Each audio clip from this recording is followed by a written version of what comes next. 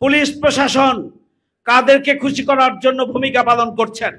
আজকে দুর্ভাগ্যজনক হলো সত্য যে আজকের থানা, ডিসি অফিস, এসপি অফিস থেকে শুরু করে এই সমস্ত অফিসগুলো একটা রাজনৈতিক দলের অফিসে পরিণত হয়েছে। এটি কোনোভাবে লেভেল প্লেইং ফিল্ডের এটা সিচুয়েশন নয়, পরিবেশ নয়। আমরা বলছি নির্বাচন কমিশনকে নিরপেক্ষ হতে হবে, নির্বাচন কমিশনকে নিরপেক্ষভাবে ভূমিকা পালন করতে হবে। নির্বাচন ব্যবস্থা এবং রাষ্ট্র সংস্কার ছাড়া যেন তেনভাবে কোন নির্বাচন এদেশের শহীদ পরিবার চায় না, এদেশের আহতরা চায় না, এদেশের 18 কোটি মানুষ চায় না। কারা চায়? ক্ষমতায় যাওয়ার জন্য যেন তেনভাবে কারা যেতে চায়, এদেশের জনগণ তাদেরকে পছন্দ করছে না। আসসালামু আলাইকুম ওয়া রাহমাতুল্লাহি ওয়া বারাকাতুহু।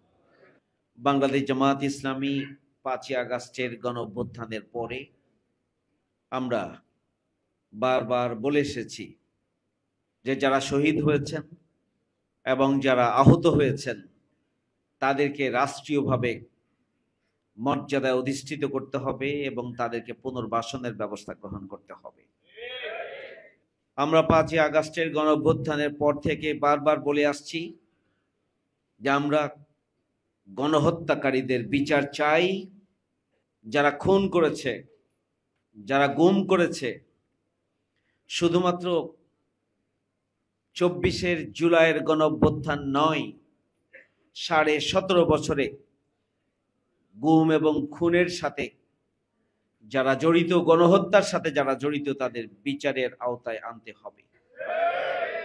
বাংলাদেশ জামাত ইসলামের পক্ষ থেকে আমরা বারবার বলে আসছি আমরা জাতীয় নির্বাচন অন্তর্বর্তীকালীন সরকারের প্রধানের পক্ষ থেকে যে টাইম ফ্রেম দেওয়া হয়েছে সেই টাইম ফ্রেমের মধ্যেই আমরা নির্বাচন চাই। তবে সেই নির্বাচনের আগে গণহত্যাকারীদের বিচারের পাশাপাশি অবশ্যই রাষ্ট্রের সংস্কার হতে হবে, নির্বাচন ব্যবস্থার সংস্কার হতে হবে।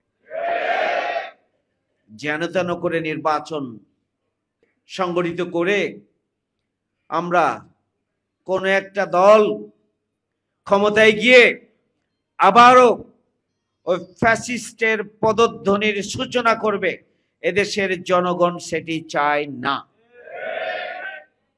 আজকেও আমরা যাত্রাবাড়িতে, যে এলাকাকে জুলাইয়ের গণঅভ্যুত্থানের ভ্যানগার্ড বলা হয়, যে এলাকায় সূচনা থেকে 5 তারিখে সন্ধ্যা পর্যন্ত যে এলাকার মানুষগুলো নিজের জীবনের ঝুঁকি নিয়ে যারা রাজপথে অবস্থান করেছিলেন এবং সবচেয়ে বেশি শাহাদাত বরণ করেছে যাত্রাবাড়ি এলাকার মানুষগুলো, সেই যাত্রাবাড়ি এলাকার শহীদ পরিবার এবং আহতদের সাথে আজকে আমাদের মত বিনিময় অনুষ্ঠান ছিল।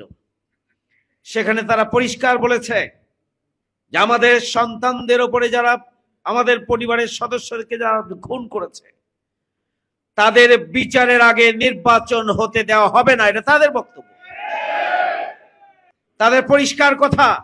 যেন তেনভাবে নির্বাচনের মাধ্যমে আবারও ফ্যাসিবাদের পদধ্বনি শোনা যাবে, সংস্কার ছাড়া কোন নির্বাচন বাংলাদেশে হবে না, এটা তাদের বক্তব্য। আমরা আলামত ভালো দেখছি না। 5ই আগস্টের পরে খুনের সাথে কারা জড়িত, দলীয় কর্মীদেরকে প্রতিদিন কারা খুন করছেন, কারা ধর্ষণ করছেন, কারা চাঁদাবাজি করছেন, কারা টেন্ডারবাজি করছেন, যারা করছেন এদেশের জনগণ তাদের পরিচয় জানে এবং তারাই যেন তেনভাবে নির্বাচনের জন্য এই সরকারকে উপর্যুপরি চাপ দিয়ে একটা বিব্রতকর পরিস্থিতি তৈরির চেষ্টা করছে। এদেশের জনগণ জানে, এদেশের জনগণের কাছে পরিষ্কার, খুন, সন্ত্রাস, চাঁদাবাজি, টেন্ডারবাজি, ছিনতাই, ধর্ষণ, এই অপকর্মগুলোর মাধ্যমে দেশের পরিস্থিতিকে, আইন শৃঙ্খলা পরিস্থিতিকে এমন একটা জায়গায় নিয়ে যেতে চায়। তাদের বক্তব্যের মধ্যে এটি পরিষ্কার যে যদি জনগণের সরকার নির্বাচিত হয় তাহলে এই পরিস্থিতির পরিবর্তন চলে আসবে। তাহলে কি আপনারা অবিলম্বে নির্বাচনের জন্যই যেন তেন ভাবে একটি নির্বাচনের জন্য সরকারকে চাপ দেওয়ার জন্যই গোটা বাংলাদেশে এই ধরনের একটা অস্বস্তিকর পরিস্থিতি তৈরি করে রাখছে। এটি স্বাভাবিকভাবে প্রশ্ন জাগে, এদেশের জনগণ বোকা নয়, এদেশের ছাত্র এবং যুব সমাজ বোকা নয়। 24-এর পূর্ব এদেশের জনগণের যে সচেতনতা, যে জাগরণ, 24 পরবর্তী সচেতনতা এবং জাগরণের সাথে 24-এর পূর্বের তুলনা করলে লাভ হবে না। যেন তেন ভাবে ক্ষমতায় গিয়ে আবারও বাংলাদেশে ফ্যাসিবাদের পদধ্বনি নতুন মাত্রায় শুরু করবেন, এদেশের জনগণ তা হতে দেবে না। কথায় কথায় একটা রাজনৈতিক দল নিজেদেরকে বড় দল হিসাবে দাবি করেন। 20 বছর তরুণ প্রজন্ম ভোট দিতে পারেনি, যাদের বয়স 20 থেকে 35 বছর পর্যন্ত, তারা ভোট দিতে পারে নাই। তাদের টোটাল জনগণের 35% হচ্ছে তাদের সংখ্যা। সুতরাং এই তরুণ যুবক এবং এই ছাত্র যারা নতুন বাংলাদেশ এনে দিয়েছে, আগামী দিনে এই নতুন বাংলাদেশে তারা যে ভোট দেওয়ার সুযোগ পাবে, তাদের ভোট কোথায় গিয়ে পড়বে তার উপরই নির্ভর করবে আগামী দিনে কারা বড় দল আর কারা ছোট দল। 20 বছর তো বাংলাদেশে কোনো নির্বাচন হয়নি, তরুণ প্রজন্ম ভোট দেওয়ার সুযোগ পায়নি। তাদের পরিমাণ 3 ভাগের 1 ভাগ, 35% তরুণ ভোট। এই তরুণ ভোটাররা আগামী দিনে কোন সন্ত্রাসী, চাঁদাবাজ, দুর্নীতিবাজ, ধর্ষক এবং টেন্ডারবাজদেরকে আগামী দিনে তারা ভোট দেবে না, এটি পরিষ্কার। সুতরাং জাতীয় সংসদ নির্বাচন, আমরা এমন নির্বাচন চাই যেখানে জনমতের যথাযথ প্রতিফলন হবে, সুষ্ঠু, গ্রহণযোগ্য, ক্রেডিবল, ফেয়ার ইলেকশনের জন্য জামায়াত ইসলামী বাংলাদেশের পক্ষ থেকে বারবার বলা হচ্ছে, এটি যদি করতে হয় অবশ্যই নির্বাচন ব্যবস্থা সংস্কার করতে হবে, অবশ্যই রাষ্ট্র সংস্কার করতে হবে। নির্বাচন ব্যবস্থা এবং রাষ্ট্র সংস্কার ছাড়া যেন তেনভাবে কোন নির্বাচন এদেশের শহীদ পরিবার চায় না, এদেশের আহতরা চায় না, এদেশের 18 কোটি মানুষ চায় না। কারা চায়? ক্ষমতায় যাওয়ার জন্য যেন তেনভাবে কারা যেতে চায়, এদেশের জনগণ তাদেরকে পছন্দ করছে না। আমরা যারা রাজনীতি করি, জনগণের পালস বুঝতে হবে। জনগণ কি চাই, কিভাবে চাই, কতটুকু চাই, সেটি উপলব্ধি করেই আপনাকে নতুন মাত্রায়, নতুন ভাবে জনগণের আকাঙ্ক্ষাকে সামনে রেখে 24-এর জুলাই অভ্যুত্থানের চেতনাকে ধারণ করেই বাংলাদেশে রাজনীতি করতে হবে। ওই যেনতনভাবে জনগণকে প্রতারিত করে আগামী দিনে ক্ষমতায় কেউ যেতে পারবেন না। সংগ্রামী ভাই বন্ধুগণ, জামায়াত ইসলামী বাংলাদেশ এই জন্য দাবি করে আসছে, লেভেল প্লেইং ফিল্ড নিশ্চিত করতে হবে, আইন শৃঙ্খলা বাহিনীকে সমানভাবে ভূমিকা পালন করতে হবে, কোন দলকে বিশেষভাবে সুযোগ দেওয়ার প্রবণতা বন্ধ করতে হবে। ডিএমপি কমিশনার সাহেব, আপনি বলেছেন 9 তারিখে মিডফোর্ড হসপিটালের যে নৃশংস হত্যাকাণ্ড সংঘটিত হয়েছে সেটিকে ভিন্ন খাতে প্রবাহিত করার জন্য আপনি বলেছেন যে এটা ব্যবসায়িক দ্বন্দ্বে নিহত হয়েছে। মিথ্যা কথা, এটা অগ্রহণযোগ্য। পরিবারের সদস্যদের পক্ষ থেকে পরিষ্কারভাবে বলা হয়েছে, প্রতি মাসে 2 লক্ষ করে টাকা চাঁদা দেওয়ার জন্য দাবি জানানো হয়েছে সোহাগের কাছ থেকে। কিন্তু তিনি দিতে রাজি হন নাই, যার কারণে তাকে ধরে নিয়ে নির্যাতন চালিয়ে শেষে পৈশাচিক কায়দায় তাকে হত্যা করা হয়েছে। পরিবারের সদস্যদের বক্তব্য, যেখানে পরিবারের সদস্যরা এই বক্তব্য দিচ্ছেন, সেখানে ডিএমপি কমিশনার সাহেব কাদেরকে খুশি করার জন্য এই বক্তব্য দিচ্ছেন জানি না। পরিবারের সদস্যরা দাবি করেছে পরিবারের পক্ষ থেকে যে মামলা করা হয়েছে সেই মামলার 3 জনের নাম কাটিয়ে দিয়ে নতুন 3 জনকে ঢুকানো হচ্ছে। পরিবারের সদস্যরা পরিষ্কার বলেছে নতুন যাদেরকে ঢুকানো হচ্ছে মামলার তালিকায় এরা এই ঘটনার সাথে জড়িত নয়।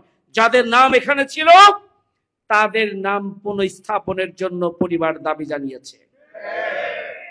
সংগ্রামী ভাই বন্ধুগণ, সুতরাং আমরা লেভেল প্লেইং ফিল্ডের যে দাবি করছি, পুলিশ প্রশাসন কাদেরকে খুশি করার জন্য ভূমিকা পালন করছেন।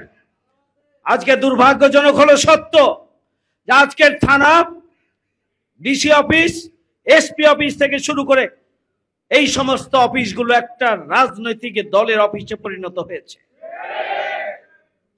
এটি কোনোভাবে লেভেল প্লেইং ফিল্ডের এটা সিচুয়েশন নয়, পরিবেশ নয়। আমরা বলছি নির্বাচন কমিশনকে নিরপেক্ষ হতে হবে, নির্বাচন কমিশনকে নিরপেক্ষভাবে ভূমিকা পালন করতে হবে। তাদের বক্তব্য, বিবৃতি, স্টেটমেন্ট আমাদের কাছে কখনো কখনো এই ধারণা আমাদের কাছে পরিষ্কার করছে। এই ধারণা থেকে জনগণকে রক্ষার জন্য, জনগণকে এই ধারণা থেকে বের করে আনার জন্য তাদেরকে নিরপেক্ষ ভূমিকা রাখতে হবে। তাদের বক্তব্য এবং ভূমিকা কোন একটা দলকে খুশি করার বা কোন একটা দলের প্রতিনিধি হিসাবে তাদের ভূমিকা এবং বক্তব্য কার্যক্রম প্রমাণিত হচ্ছে। এদেশের জনগণ এটি মেনে নেবে না। এই জন্য আমরা বলেছি লেভেল প্লেইং ফিল্ড নিশ্চিত করতে হবে। আমরা বলেছি আইন শৃঙ্খলা বাহিনীকে নিরপেক্ষ ভূমিকা পালন করতে হবে। আমরা বলছি নির্বাচন কমিশনকে নিরপেক্ষ ভূমিকা পালনের মধ্য দিয়ে গ্রহণযোগ্য, অংশগ্রহণমূলক একটা ফেয়ার ইলেকশনের জন্য, ক্রেডিবল ইলেকশনের জন্য সরকার এবং নির্বাচন কমিশনকে পদক্ষেপ গ্রহণ করতে হবে। আমরা সেই দাবি সূচনা থেকে জানিয়ে আসছি। খুবই দুর্ভাগ্যজনক হলো সত্য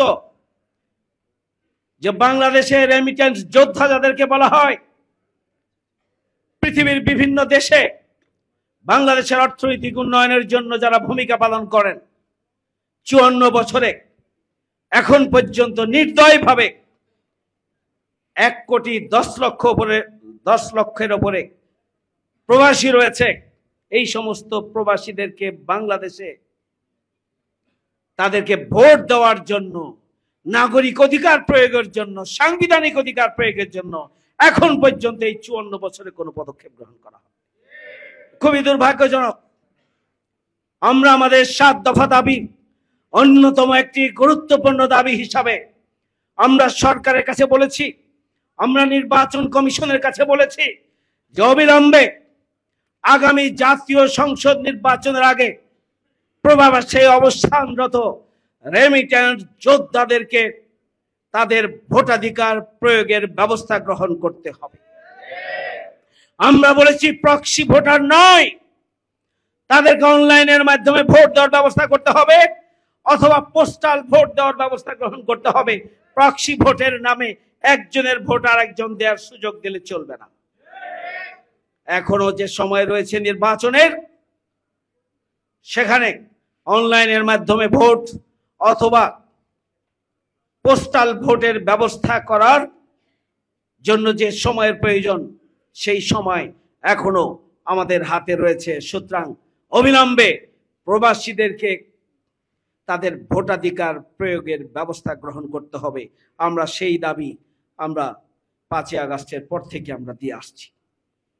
আমরা পরিষ্কারভাবে বলেছি যে বাংলাদেশের গণতান্ত্রিক ব্যবস্থাকে সুদৃঢ় করার জন্য, জনগণের গণতান্ত্রিক যে অধিকার সেটি প্রয়োগ করার পরে প্রতিটি ভোটকে কার্যকরভাবে কাজে লাগানোর জন্য আমরা বলেছি কালো টাকা এবং সন্ত্রাসকে নিয়ন্ত্রণের জন্য আমরা বলেছি একটি ভারসাম্যপূর্ণ পার্লামেন্ট গঠনের জন্য আমরা বলেছি সকল দল এবং মতের প্রতিনিধিত্ব যেন আসতে পারে, সেই ধরনের একটি ভারসাম্যপূর্ণ একটি পার্লামেন্ট গঠনের জন্য প্রপোর্শনাল নির্বাচন ব্যবস্থা, যেটি হচ্ছে পিআর।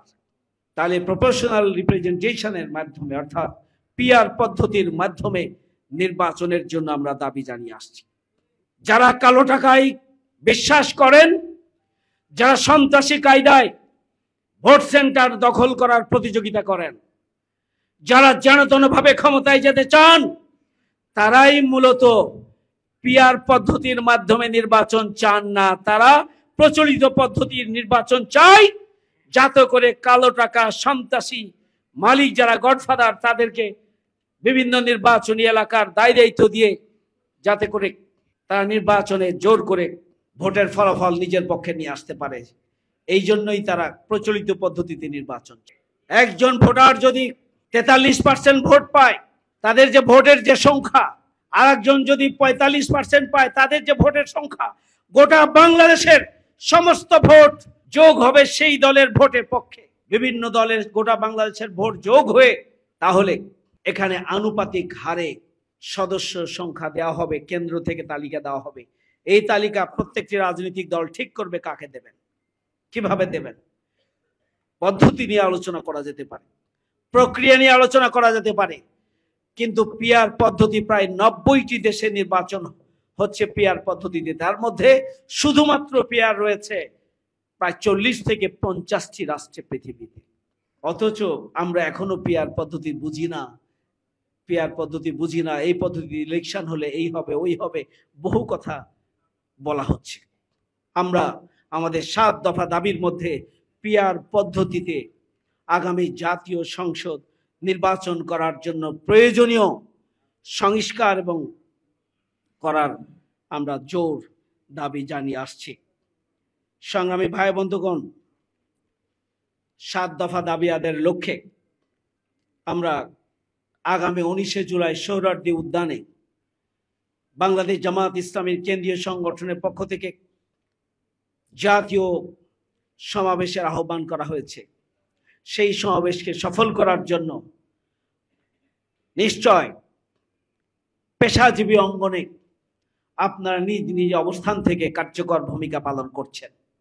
সবাই মিলে সর্বাত্মক প্রচেষ্টা চালানোর মধ্য দিয়ে সর্বশক্তি আমরা নিয়োগ করে আমাদের সময়, শ্রম, মেধা, প্রতিভা, অর্থ সম্পদ যা আছে সবকিছুকে আমরা কাজে লাগিয়ে আগামী 19শে জুলাইয়ের জাতীয় সমাবেশকে সফল করার মধ্য দিয়ে আমরা আমাদের 7 দফা দাবি আদায় করার মধ্য দিয়ে আমরা আগামী দিনে জনগণের স্বতঃস্ফূর্ত নির্বাচনের মধ্য দিয়েই আমরা আগামী দিনের বাংলাদেশকে সুখী, সমৃদ্ধশালী একটি বসবাসযোগ্য মানবিক বাংলাদেশ হিসাবে প্রতিষ্ঠার জন্য একটা ঐতিহাসিক মাইল ফলক, একটা জাতীয় সমাবেশ, মহাজাগরণের সমাবেশ আমরা বাস্তবায়ন করতে চাই।